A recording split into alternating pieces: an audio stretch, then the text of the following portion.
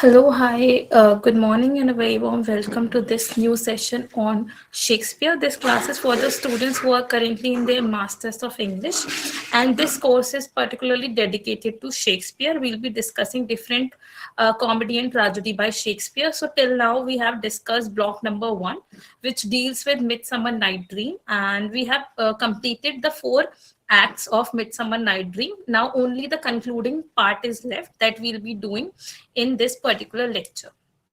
Right, so here we'll be doing Act 5. And we'll be starting with block number 2, where we'll discuss a very famous tragedy by Shakespeare, which is titled as King Lear. And in this lecture, we'll be focusing on act number 1 to act number 3, that is the climatic act of the tragedy by Shakespeare. So myself, Shalini Chaudhary, I am a guest faculty over here at Mata Tripura Sundari Open University, and I'll be taking up this particular course on Shakespeare. Let us discuss about the course structure for the MA English students. There are total 5 courses that are being offered for you. Each course is for 4 credits, and the first one is on fundamentals of linguistics and ELT. Second one is Shakespeare, which is I'm taking up, and this is the class for Shakespeare only. Then the next is literary criticism and theory. Then British poetry second. This is also something that I'll be taking up. Then we have British prose second. So these are the 5 courses that are being offered to you in MA English. Now let us talk about the division of the course. The course is divided into 4 blocks. Each block consists of 5 units. So the first block is dedicated to Midsummer Night Dream that we have started in the last class, which was the introductory class of the session. And we have completed till act number 4, and we'll be moving forward with that. In block number 2, we discussed about King Lear. We'll be discussing about King Lear because this is something that we'll be taking up in this particular lecture, which is our lecture number 2. Right, so this is something that we'll be taking up in today's lecture. So we'll discuss the first 3 acts of King Lear in today's lecture, along with the last act number 5 of Midsummer Night Dream. So since we'll be talking both about the comedy and tragedy written by Shakespeare, so we'll also be distinguishing between the comedy and the tragedy. What are the characteristic differences between the comedy written by Shakespeare and the tragedy written by Shakespeare, right? So you will be able to understand that what kind of differences are there in the comedy and tragedy. Though in the last lecture, which was an introductory one, we have discussed some of the characteristics, and I've told you some of the major features associated with the comedies and tragedy. But in this lecture, we'll talk about that in a greater depth, right? So this is what we'll be doing in today's lecture. Then block number 3 is about Tempest. Block 4 is about Hamlet. So Tempest is it is also a sort of romantic comedy because there is the major theme of love. Then Hamlet, it is again a tragedy. So we can see the entire course is divided into 2 comedy and 2 tragedies. So now let us focus on the learning goals that we are having in relation to today's lecture so that you can have a basic understanding that what are the key points that we'll be focusing on in today's lecture. Okay, so we'll be first summarizing the key events of act number 5 because we are left with the act number 5 of Midsummer Night Dream. That is the conclusion part. Till now we are focused about the climatic part. We have talked about the falling action as well, right? We have seen how there was a restoration of the original order, right? How the magic potions effect was removed and original things were restored. So these were the things that we have discussed till now, but now only the concluding part is left, that is act number 5, and we'll discuss in this lecture. Then we'll move forward with block number 2, dealing with King Lear, and we'll focus on act number 1, act number 2, and act number 3, which is the climatic act. I hope you all remember that in the last lecture I have told you about the Freytag's pyramid, right, which helps you in understanding that which act is based on what. Like for example, we have discussed that the first act is exposition, the second act is about rising action, the third is the climatic act, fourth falling action, and fifth is finally the conclusion, right? So this was the Freytag's pyramid on the basis of which the Elizabethan tragedies and comedies were structured, right? So these are the things I hope you remember. Now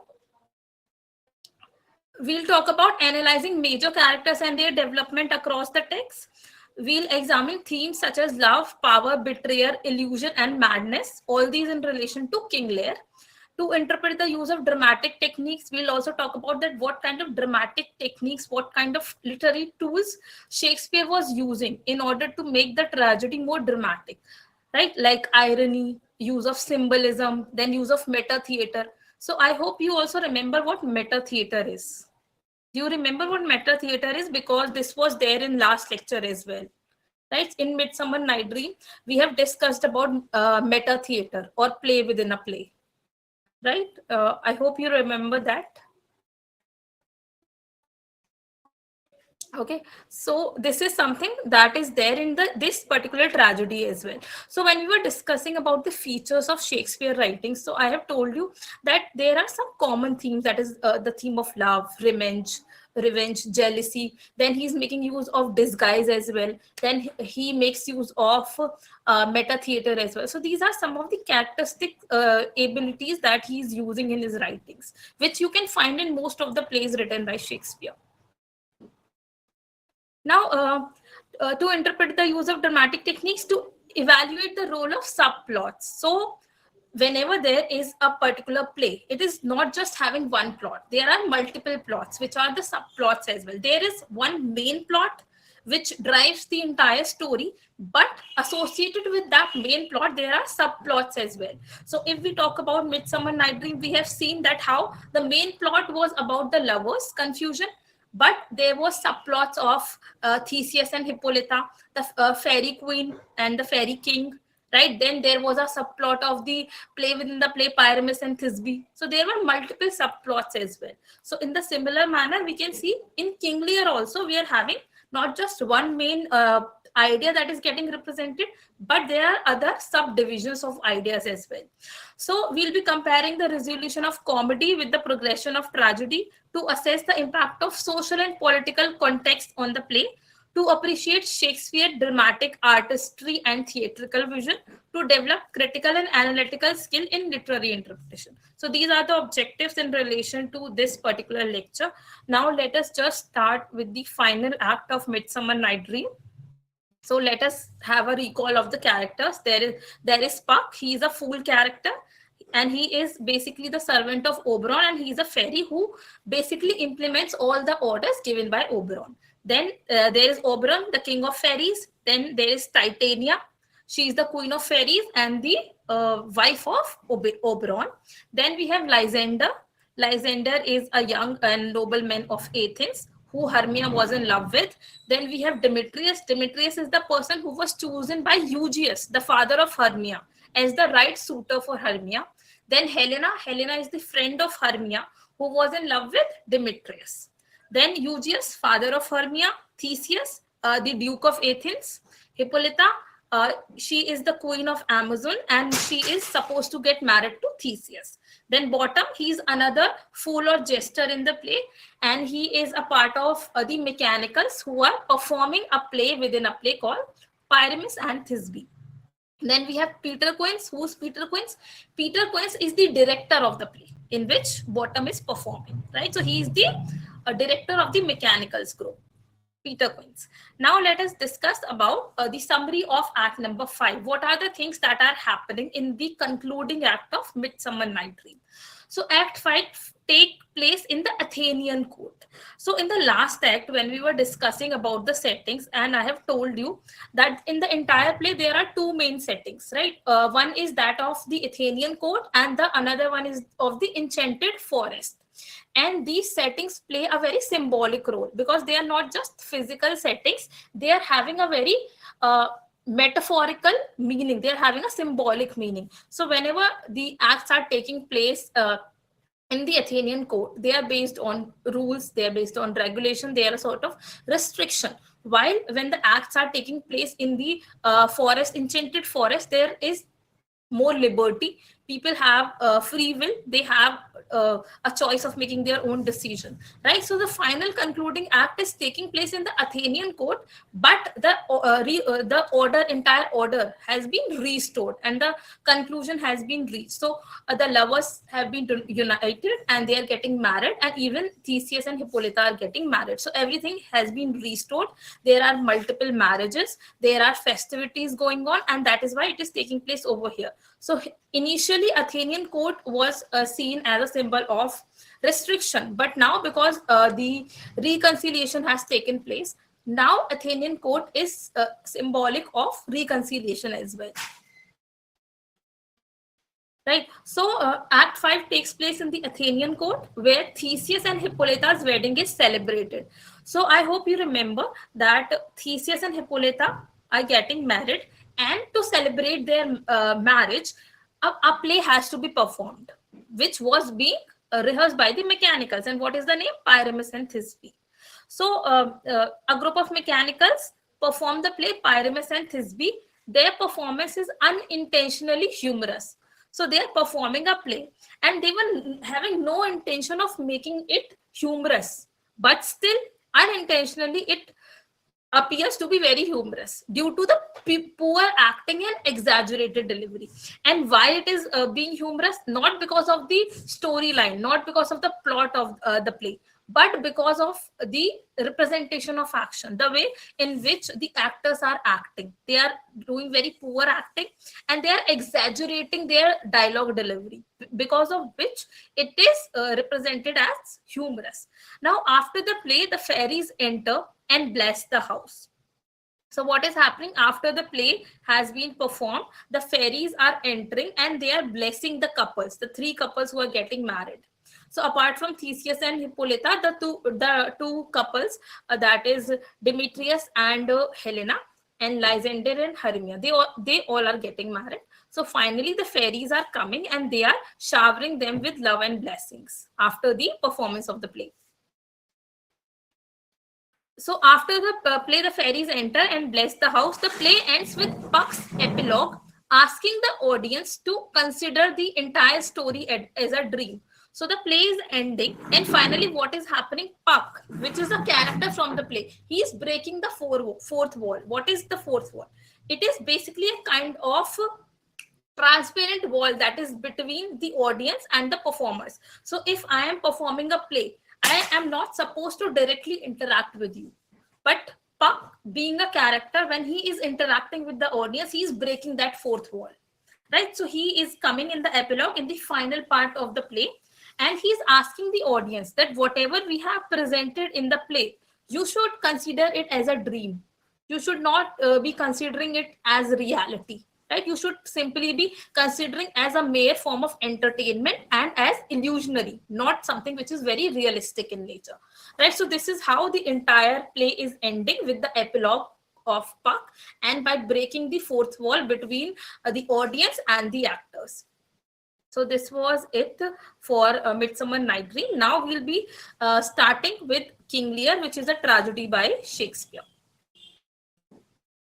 So I hope Midsummer Night Dream is clear and you are able to understand. So let us also talk about the analysis of the Act number 5 before launching into King Lear. So there is resolution in harmony, because Act 5, as per Freytag's pyramid, is considered to be the concluding part. So, and where there is reconciliation and resolution. So Act 5 completes the classic comic structure. Lovers are united, social order is getting restored, confusion and chaos are ending, and there is proper clarity that who loves whom. The movement from chaos, which was seen in the forest, to order. So the Athenian code is symbolic of order. Now the order has been restored. So the setting has again changed to the code. It reflects Shakespeare's belief in balance and reconciliation. Then play within the play, meta theatrical elements, because there was a play that is getting performed within a play. The title was Pyramus and Thisbe. And why was it getting performed? To commemorate the wedding of Theseus and Hippolyta. Now, the performance of Pyramus and Thisbe serve multiple purpose. There are multiple purposes that are getting served by the performance of this play. Now, what are these purposes? It parodies tragic drama. It is parody of a tragic drama. So when they are performing this drama, they are also mocking the convention of tragic dramas. It highlights the contrast between amateur and professional acting, because we see that it becomes humorous because the actors are not able to perform well. It mirrors the main plot. It is also reflective of the main plot of Forbidden Love, misunderstanding. This self-reflective technique make the audience aware that they are watching a constructive performance. So by the introduction of a play within the play, the audience get to understand that they are watching a play. They are not seeing something very realistic. Instead, they are watching a play which is illusionary in nature, and it is not a part of reality. So these are the important things that the play within the play is performing. Right, so this was all about unit number 5. Then there are comic elements, the use of humor which arises from mispronunciation, malapropism. What is malapropism? When we are mispronouncing the words. Overacting and literal interpretation, audience interruptions, Theseus and the others commenting while the performance of the play. The mechanicals represent naive creativity. Right? They are very naive. They are not mature actors. They are very new to it. Yet they also symbolize the universality of storytelling, but they are also symbolic of the universality of storytelling. Then role of imagination and illusion, which is one of the main themes of the entire play. The boundary between dream and reality becomes blurred, right? So when we were discussing about Bottom and whatever happened with him, how his head was removed and it was replaced with the head of a donkey.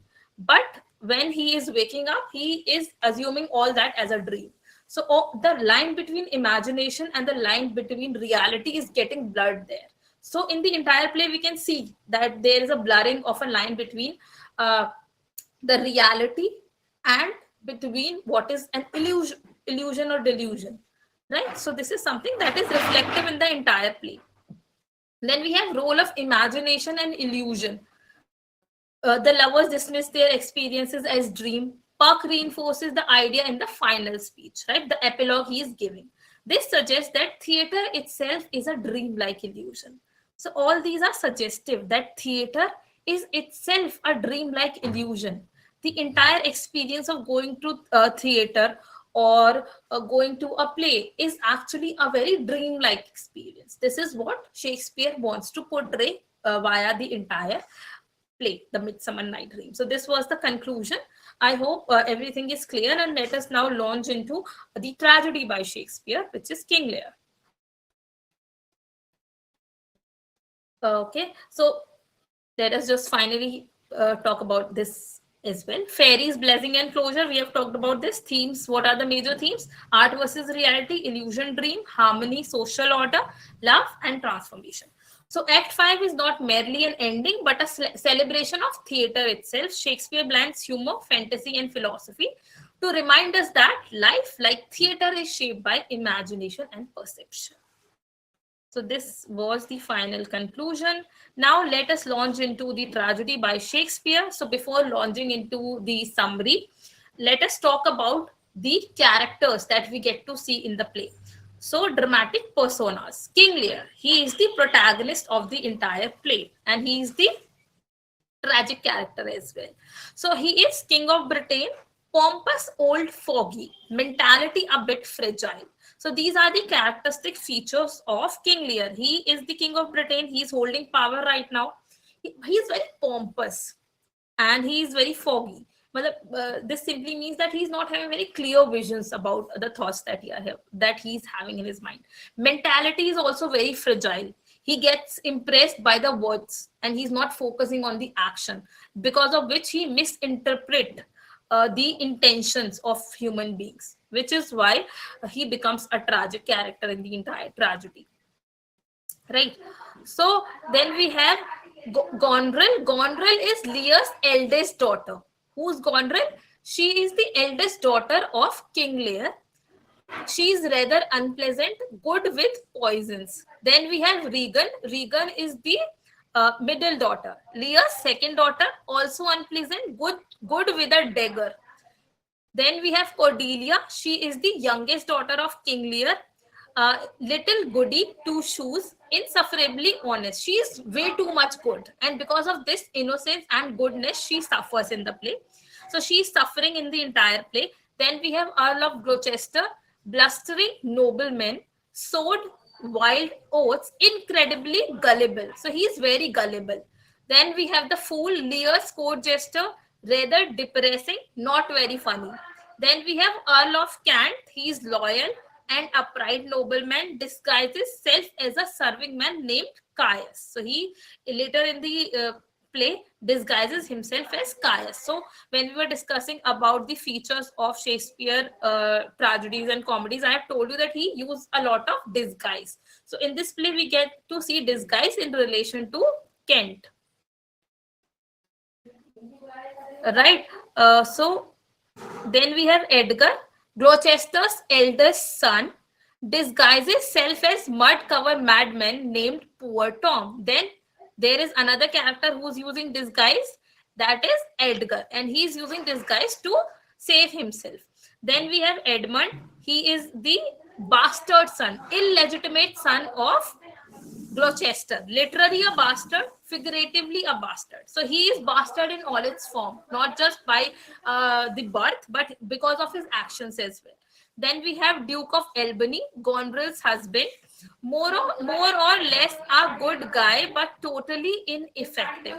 So basically, he is Goneril's husband, more or less a good guy. He is a good guy, but he is totally ineffective because nobody is listening to whatever he's saying. He's not having any authority over his wife, that is Goneril. She is doing her own action, and she's not listening to her husband. Then we have Duke of Cornwall, Regan's husband. Duke of Cornwall is Regan's husband. He is sadistic, megalomaniac, nasty piece of work. Then we have Oswald, Goneril's steward. So Oswald is the steward working for Goneril, the eldest daughter of King Lear. Sort of slimy sycophant, delivers messages. Then King of France, suitor to Cordelia, not bothered about the dowries, really lovely bloke. Duke of Burgundy, suitor to Cordelia, total gold digger, shallow jerk. Then we have gentleman, one of Lear's retainers, mostly used to deliver plot exposition. Then we have Turin, Gloucester's retainer, had a brief chat with Edmund, old man, Gloucester's tenant, can't tell real madman from fake madman.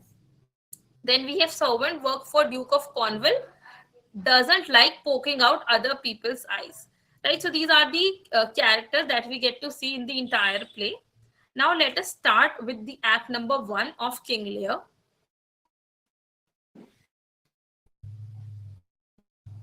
So this opening scene presents Lear's love test. So the opening scene, the exposition, the introduction of the play shows that King Lear, who's the king of Britain, is having a love test. And why is he conducting a love test? Love test, it is basically because he wants to check that which daughter loves him the most. And on the basis of this test, he will be dividing his entire kingdom among the 3 daughters. So what is the purpose of the test? To divide the kingdom, because now he has grown old and he wants to allocate the responsibilities of the entire kingdom among the 3 daughters based on the love test that he has taught. So he's thinking that this love test is the best way by which I can understand that which daughter is most eligible to be my hire, and basically which daughter should get the most part of the kingdom. All this will depend on the answer that they will give in the love test. Now let us discuss more about the love test. So this opening scene presents Lear's love test, where he asks his daughters to declare their love before dividing the kingdom. So before dividing the kingdom, he is asking the daughters that tell me, how much do you love me? To what extent do you love me? Goneril and Regan flatter him extravagantly, because Goneril and Regan, they are not a real person. They are very pretentious in nature. So they are flattering their father because they know that if they will flatter him, he will give most part of the kingdom to them. While Cordelia, she is the most innocent one and she is the most loyal daughter of King Lear, she refuses to exaggerate, leading to her disinheritance. So because she says that I love you as much as a daughter should love her father, no more, no less. This is the answer that she was giving. So he was not flattered by it because he likes flattery, he likes exaggerated words. But Cordelia was actually speaking the reality, and because of which he feels that you do not love me. And he disinherit her from the property, that you will not get anything, and I will also not give you any dowry. Now, Kent's attempt to defend Cordelia result in his banishment. So, one of the courtier of King Lear, which is Kent, he is attempting to interrupt the banishment of Cordelia. But because of this interruption, he himself gets banished as well. So, both the loyal people, Kent as well as Cordelia, they are getting banished by the king. So, this was his major flaw. This was his major wrong decision, because of which the entire tragedy falls upon him. So the scene established Lear's tragic flaw. So what is the tragic flaw that we get to see over here?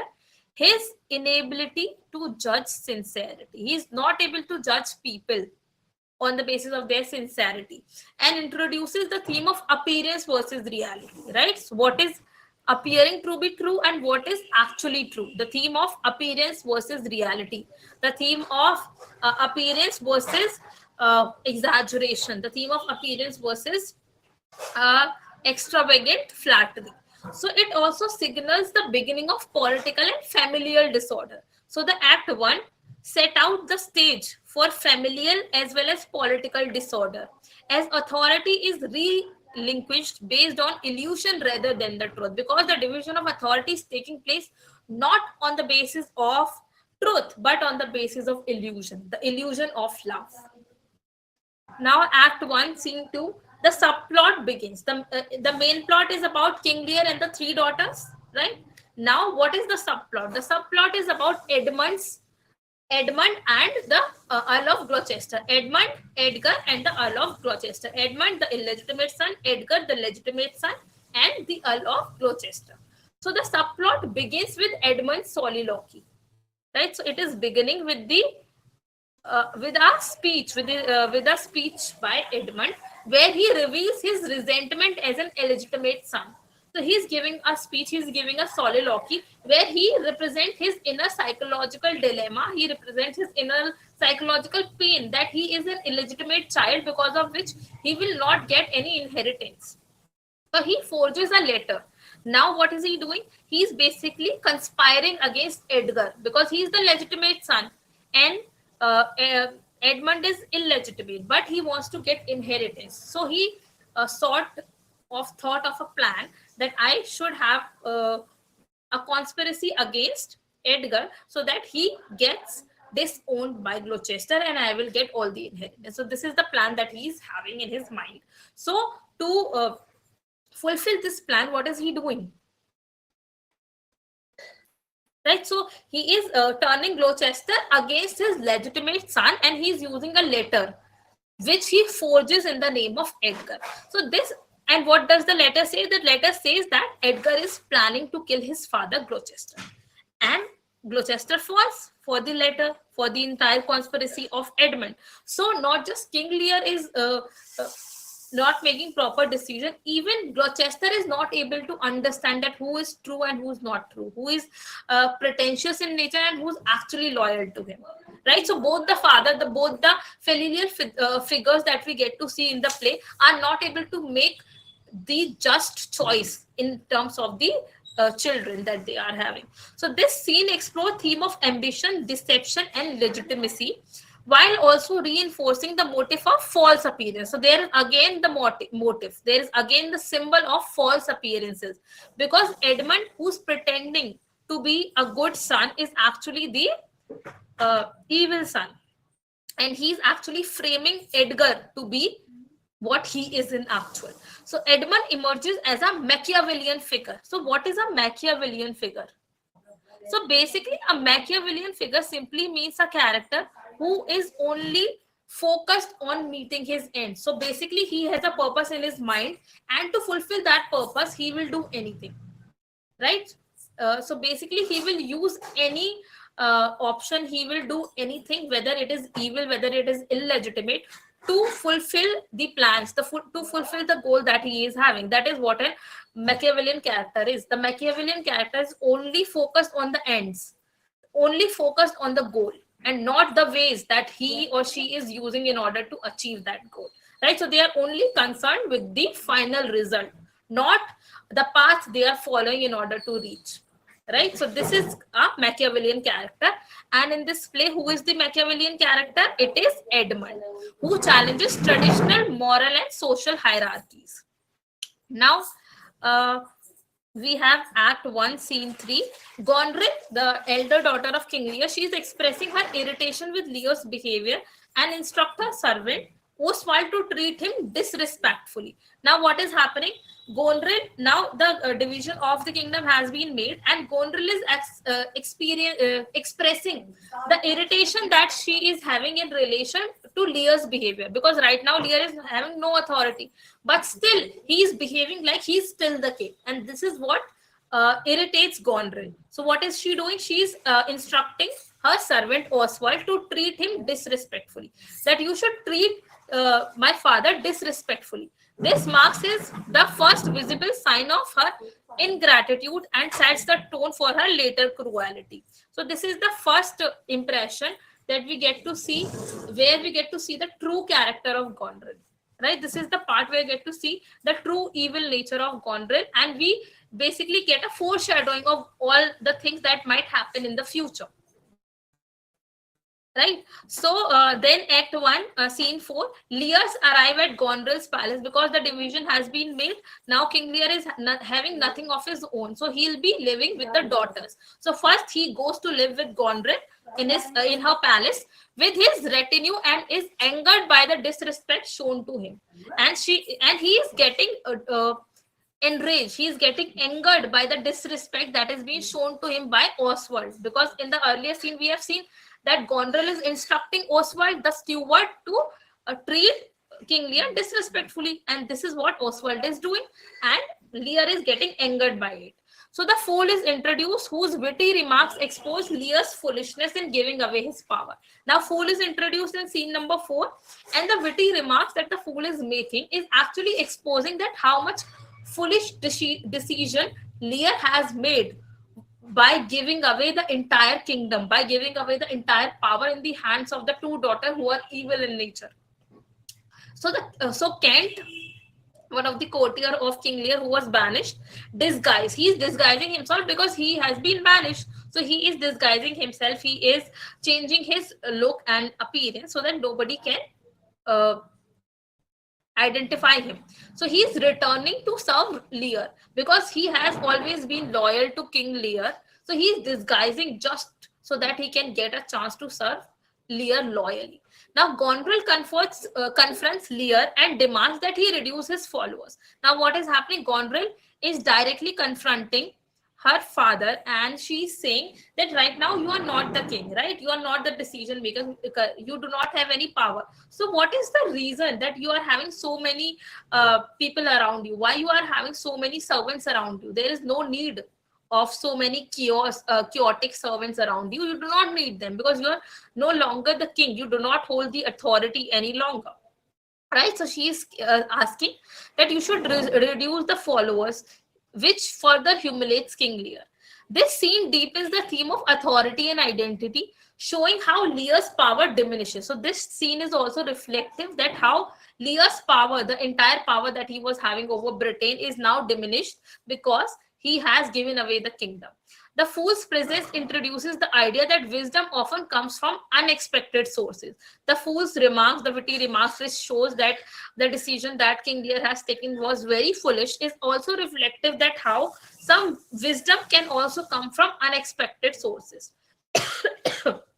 Then we have Act 1, Scene 5. So this in this scene, Lear now distressed because whatever Gondrel has told him that you should reduce the number of followers you are having, he is very distressed. He is also angered by the disrespect shown by Oswald.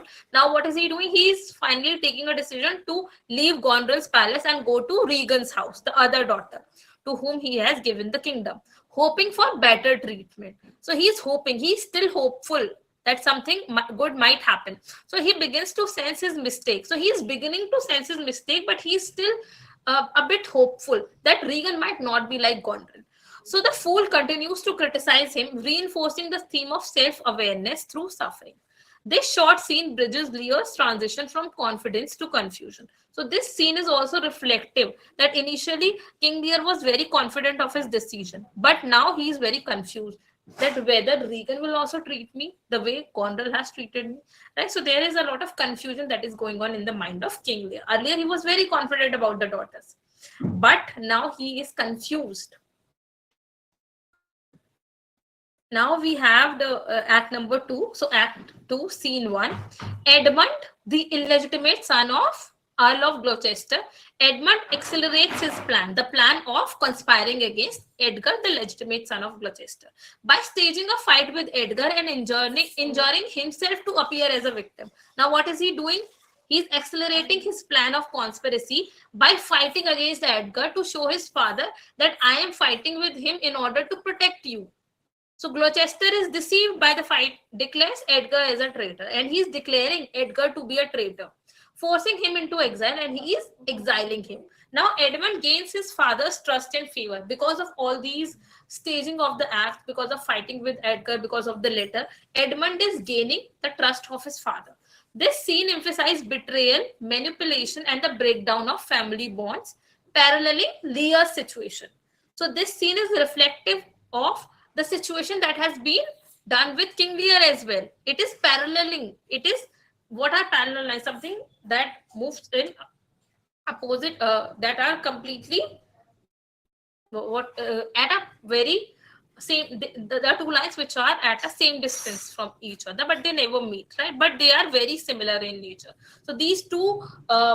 The main plot and the subplot, they are very similar in nature, because in both these plots the father is not able to make the right decision, right? They are choosing the wrong son, they are choosing the wrong daughter for themselves, and this is why both the plot, the main plot and the subplot, they are paralleling with each other. So this is paralleling the decision, the decision made by Gloucester to choose Edmund over Edgar is actually reflective of the decision made by Lear to choose Gondrel and Regan over Cordelia. So it is very much reflective in nature. Now we have scene number 2 of Act 2. Kent, which is now disguised, quarrels with Oswald because he has treated King Lear with disrespect and is placed in the stocks by Regan and Cornwall. Now this, because he is quarreling with Oswald, he is basically punished by Regan and Cornwall. Kent.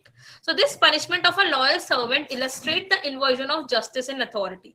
So that punishment that is being given to a loyal servant, it is showing that there has been inversion. There has been a reversal of justice and authority.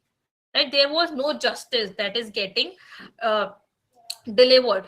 And it is all happening because there has been an inversion of power and authority. There are wrong people who are sitting at the place of power and authority, because of which there has been inversion in justice. So Lear's arrival and shock at Kent's humiliation reveal how far his power has declined. So Lear's arrival and the shock when he sees Kent in the punishment, in the humiliation, it shows, it is reflective of how much power he has lost. Right? It is reflective of the decline of the power of King Lear. The scene highlights themes of loyalty versus injustice and the collapse of the entire moral order. Right? So Act 2 about rising action. Act 2, Scene 3, Edgar, now a fugitive. Because he has been exiled, so he is a fugitive. So he is very much vulnerable. So he is disguising himself because he has to save himself. So he is disguising himself as Poor Tom, a mad beggar. So who he is disguising himself as? Poor Tom, who is a mad beggar. So Edgar, the legitimate son of Gloucester, is disguising himself as a mad beggar. So his transformation symbolizes the stripping away of identity and social status. So his transformation, his disguise is actually reflective of stripping away of his own identity, of stripping away of his social status that he was having in relation to Gloucester's legitimate son. All that has been stripped away from him. Now the scene reflects themes of survival, identity, fragility of human dignity, suggesting that societal roles are superficial in nature. It is also reflective that whatever the roles we are playing in a society, they are all very superficial in nature, and at any point of time they might be taken away from us, right? So there is an idea of identity, idea of the lack of social position, fragility of human dignity. Then Act 2, Scene 4, Lear confronts Regan, the middle daughter, expecting sympathy, but she joins Gondrel in criticizing him and further reducing his retinue. So she is further joining in Gondrel's criticism, and she is also siding with Gondrel in saying that you should reduce the number of followers that you are having. So she further reduced the retinue. Their combined cruelty pushes Lear towards emotional breakdown. So the combined cruelty of the daughters, whom Lear has chosen for the inheritance, has actually left him broken, because now he has no hope. All his hope has been lost because of the combined action of the two daughters. Right? So this scene marks the intensification of conflict and the complete rejection of Lear by the daughters. Theme of ingratitude. The daughters are not at all showing gratitude towards the father for the inheritance that they have had. It also shows powerlessness in relation to Lear and betrayal, because he has been betrayed by the daughters. So Lear begins to lose authority and sanity. So from this point of time, he is completely derived of the authority as well as sanity. He is turning mad. He is going into madness. Now, act number 3, scene 1, Kent sends a gentleman to Cordelia with news of Lear's suffering. So Cordelia, the actual loyal daughter of Lear, right? So Kent is informing Cordelia about the suffering of Lear, indicating political tension and the possibility of intervention. So he's actually writing a letter to Cordelia to seek help for King Lear. So this scene introduces hope through Cordelia's concern and highlights themes of loyalty and redemption. Scene 2, Lear wanders in the storm because now he has no hope. He has been betrayed by both the daughters. So he is wandering in the storm. He is expressing his rage, his despair, and he is launching in madness. So that storm symbolizes his inner turmoil. So the external storm, the external condition that is reflective of the psychological breakdown and the collapse of order. So whatever we see in the physical environment, the storm, it is actually reflective of the inner psychological condition of King Lear, how he's going into madness, and also the collapse of the natural order. So the fool remains with him. The fool is still with him in the storm as well, offering insight through humor. This scene explores madness, nature, and human vulnerability, making Lear's psychological turning point. So this scene is reflective of Lear's psychological turning point. The kind of turmoil, the psychological turmoil he is going through, the kind of pain he is going through, because of which he is turning mad and insane. Now, scene 3, Gloucester confides in Edmund about his intention to help Lear. Now, Gloucester, he is talking with Edmund that I am intending to help King Lear, unaware of Edmund's betrayal. But he is right now not aware about the betrayal he has got from Edmund. Edmund immediately informs Cornwall. Now, what is happening when Gloucester tells him about his plan of helping King Lear? Edmund, because he is the evil and the Machiavellian character, he is immediately informing about this plan to Cornwall, Regan's husband, choosing ambition over loyalty, right? So, because he is a Machiavellian character and he is only focused on achieving his goals, so that is why he is choosing ambition over loyalty towards his father. So, this scene reinforces themes of treachery, betrayal, moral blindedness, which is paralleling Lear's earlier misjudgment about the daughters. Then we have Act 3, Scene 4, Lear, Kent, and the fool take shelter in a hovel where they encounter Edgar disguised as poor Tom. So, what is happening? Lear, Kent, the loyal servant, and the fool, they three are taking shelter in a hovel where they meet Edgar, who is disguised as poor Tom the baker. Lear begins to empathize with the poor and questions social inequality. So, initially, when King Lear was a king, he was having all authority and power, he was a person who was not empathizing with people. But right now, because he has been betrayed, he has no power, he has no authority, so he's empathizing with a poor person such as poor madman, poor Tom. So he's empathizing with him because he is somewhere feeling empathetic towards him, because he himself can feel to be in that position, because he's also ripped away of all the authority, he's also having no power. So he is actually seeing himself at that place, and that is why he's being empathetic towards him, right? So his madness leads to deeper insights into human suffering. Themes of madness as enlightenment, social justice, and human equality are central here. Then scene 4, Lear, Kent, and the fool. This is something that we have discussed, right? Then we have Act 3, Scene 5. Cornwall rewards Edmund for betraying Gloucester. So Edmund, because he is telling about Gloucester's plan of helping King Lear to Cornwall, Cornwall is rewarding him for the information and makes him the Earl of Gloucester. Now what is happening? Cornwall is making Edmund the Earl of Gloucester in place of the father. So Edmund's rise signifies the triumph of deceit over loyalty. So the rise of Edmund to the place of Earl of Gloucester is signifying that there has been a triumph, there has been victory of deceit, of evil over loyalty. The scene highlights ambition and the corruption of power. Then we have Act 3, Scene 6. Lear conducts a mock trial of Goneril and Regan in his madness. Now, what is happening? Because right now he's having no authority, he's having no right to take any decision.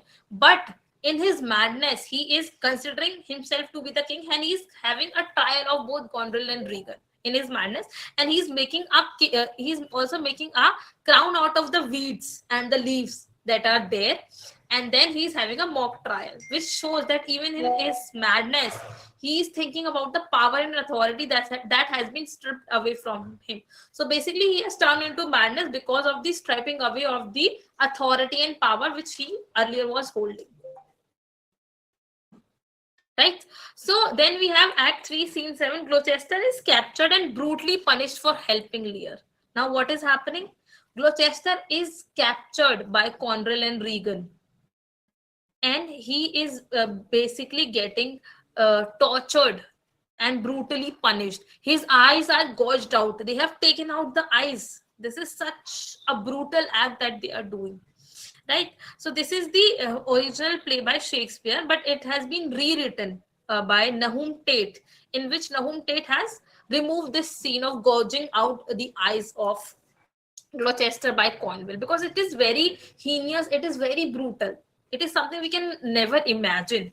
So this shocking act represents the physical manifestation of blindness. So this shocking act is reflective of physical blindness. When we are talking about metaphorical blindness, it was in relation to King Lear as well as Gloucester when they are making wrong decision. So they are showing metaphorical blindness, but now there has been a physical blindness in relation to Gloucester because he has been literally blinded by Cornwall.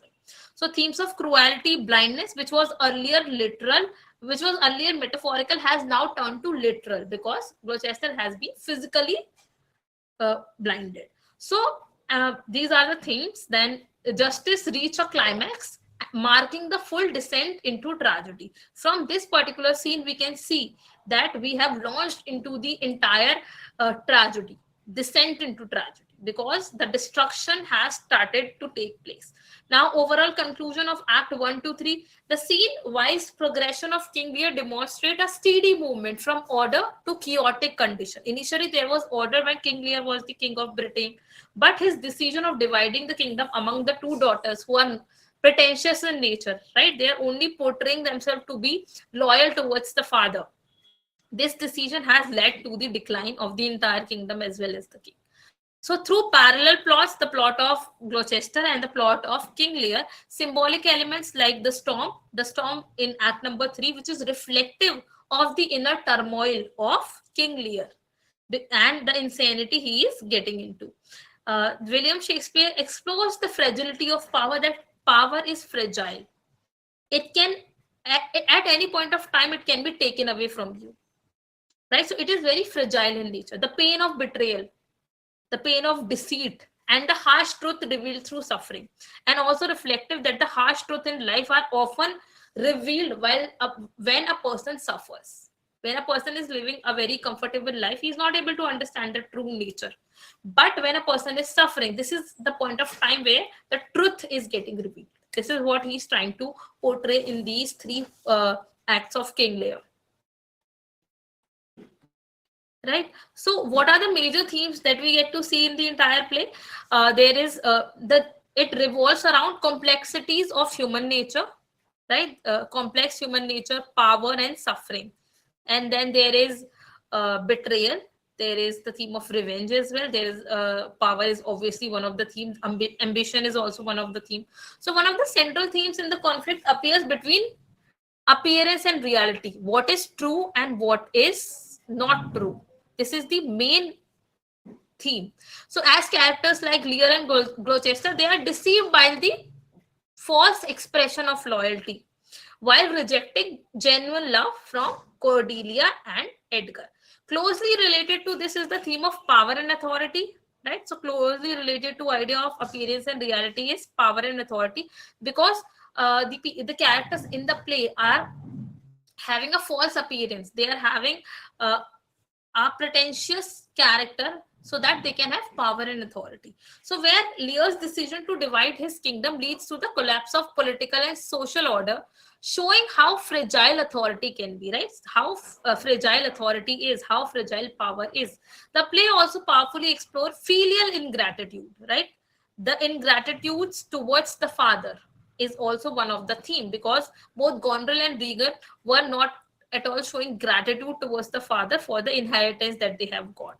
While Cordelia, who was completely banished from the inheritance, and even she did not get any dowry, still the King of France married her without any dowry. That is another thing. But she didn't get anything, but still she's loyal to the father because she genuinely loves the father. Even if she has been mistreated by the father, she has been banished by the father, still she has respect and love towards the father, because she is the only loyal daughter of King Lear.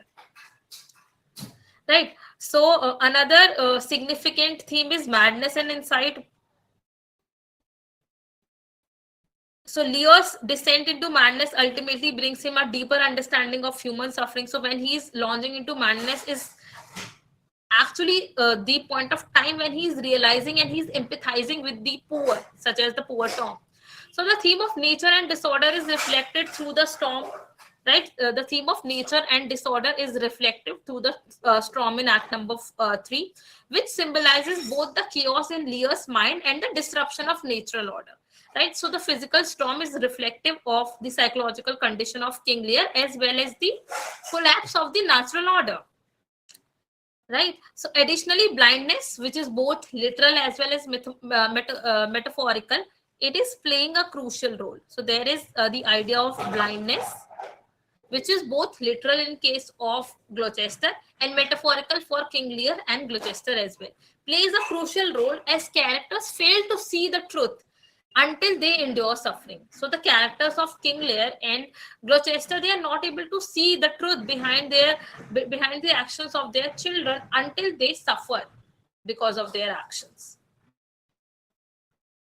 Right, so the play also raises profound questions about justice and suffering, because we get to see in Act number 3 Edmund, who is deceitful, who is the evil character, who is the Machiavellian character, he's getting triumph, he's getting victorious, and he's getting rewarded for the things that he is doing. So it is also questioning justice and suffering, suggesting that the world is often unjust. It is also reflective that the world is often unjust, The people who are doing good are not actually the one who are getting rewarded, and that is why the world is unjust. So ultimately, King Lear presents a deeply tragic vision of human condition, emphasizing vulnerability, moral confusion, and the harsh realities of life. So these are the major differences between tragedy and comedy. Tragedy is a serious play which deals with the downfall and suffering of the protagonist. Comedy is light-hearted, which ends with resolution and reconciliation, often marriages of multiple characters. Then tragedy moves from order to chaos and destruction. Comedy moves from confusion to harmony, order, and reconciliation. Tragedy ends in multiple death, loss, and catastrophe. Comedy ends in marriages, reunion, and celebration. Then tragedy, noble hero. There is a noble character, but he has a tragic flaw, hamartia. Then in comedy, there are ordinary characters with minor flaws. They are having flaws, but their flaws are not very tragical in nature. Then tragedy is serious, somber, and intense. Comedy is light, humorous, and festive. Tragedy is based on power, fate, betrayal, suffering, injustice. Comedy major themes are love, identity, reconciliation, harmony. Tragedy is intense and often irreversible. It cannot be reversed. If someone has died, so whatever has happened with Gloucester, the gouging out of the eyes of Gloucester, this is something which cannot be reversed. While in relation to comedies, the restoration of the order can take place. Yeah, so leads to downfall and realization. Tragedy leads to the downfall as well as realization when the person is suffering. Leads to correction and happiness. This is what happens in comedy. Tragedy creates fear, tension, and inevitability. Comedy creates wonder, amusement, and fantasy. Tragedy evokes pity and fear, right? What is the purpose of tragedy? To evoke pity and fear in the mind of the people who are seeing it. Catharsis, in terms of Aristotle. So Aristotle has defined the purpose of tragedy to be catharsis. What is catharsis? A feeling of pity and fears towards the character. Then an example is King Lear, tragedy, and if we talk about comedy, an example is A Midsummer's Night Dream. Now, these are some questions based on whatever we have discussed in the play, so that you can understand how well you have grasped the ideas. Who is the king of Britain in the play? It is King Lear. Which method does Lear use to divide his kingdom? It is love test. Which daughter refuses to flatter Lear? The youngest daughter, Cordelia, who is the only loyal daughter that King Lear is having. Who is banished for defending Cordelia's banishment? It is Kent, and even Kent is getting banished because of that. Who is Gloucester's illegitimate son? Illegitimate son is Edgar, and it is Edmund, and he is the Machiavellian character. So, what disguise does Kent adopt after banishment? He is disguised as Caius. Why does Edgar disguises himself as poor Tom? To escape the punishment. So, what natural elements symbolize chaos in Act number 3? It is the storm, which is reflective of inner turmoil as well as collapse of order. Right, so I hope whatever we have discussed in the lecture is clear. Right, so this is the conclusion. The opening acts of King Lear trace the movement from order to chaos, as Lear's misjudgment leads to breakdown of family authority and the moral order. Also, the justice has been inverted. Through parallel plots of Gloucester's and King Lear, it reflects theme of betrayal, blindness, which is both literal as well as metaphorical, and suffering, showing how human flaws bring tragic consequences. Yet suffering also leads to insight. Suffering is also leading to the development of truth. So as Lear gradually moves towards self-awareness. In contrast, Cordelia represents truth and integrity, captured in her famous line. So this is the famous line that Cordelia was making during the love test. So, I cannot heave my heart into my mouth. I love your majesty according to my bond. No more, no less. Thus, the act established a tragic vision where honesty is rejected and its loss result in profound human suffering. Right, so this was it for today's lecture. I hope whatever we have discussed is quite clear to you all, and we'll be meeting again on next Saturday, same time. We'll be discussing the last two acts of King Lear, and then we'll be starting with the another comedy. I think it's Tempest, so we'll be starting with that. Okay, so thank you for joining in.